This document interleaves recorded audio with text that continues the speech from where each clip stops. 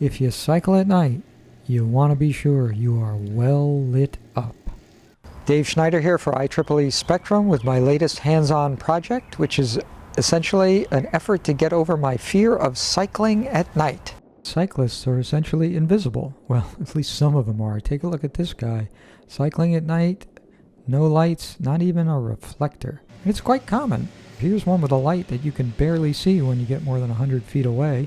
Another with a light way low down, hard to see. About the best you can expect is to see someone with it in this sort of standard position, but even there, beside the light, the whole outline is completely opaque. So, to get past this, I started with a dowel. Wooden dowel, cut it to the size of a AA battery. Sanded the side of it, made a kind of wedge shape, and then drilled some holes in it. First 2 holes in either end, down the middle of the dowel.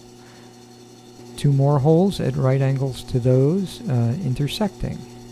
Now, why did I do this? Well, I wanted to have some flashlights on my bike, and I wanted to power them externally. For that, I needed like a dummy to take the place of the AA batteries that go in the flashlights, and I needed to have electrical connections. So I got those by sticking a wire in one hole and screwing a screw in the other hole. Here, the positive connection to the battery.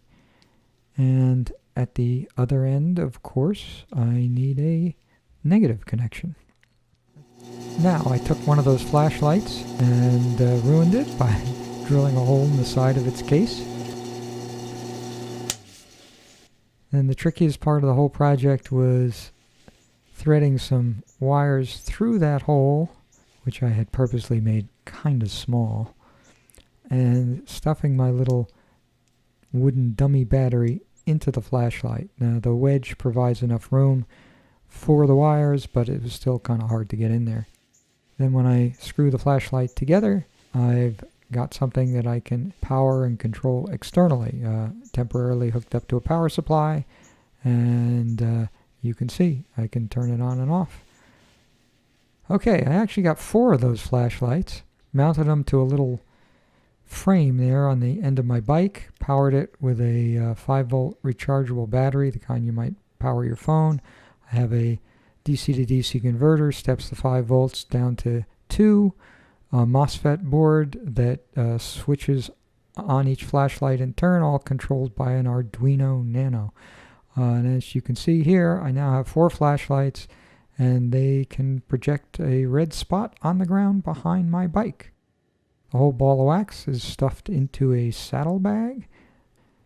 It's certainly a lot of stuff, but in the interest of being visible, I thought I'd give it a try. And here I am. It's a little better. I also raised my flashing light up onto my helmet. You know, it's not startling, but it is that much more visible to the cars that are trailing me.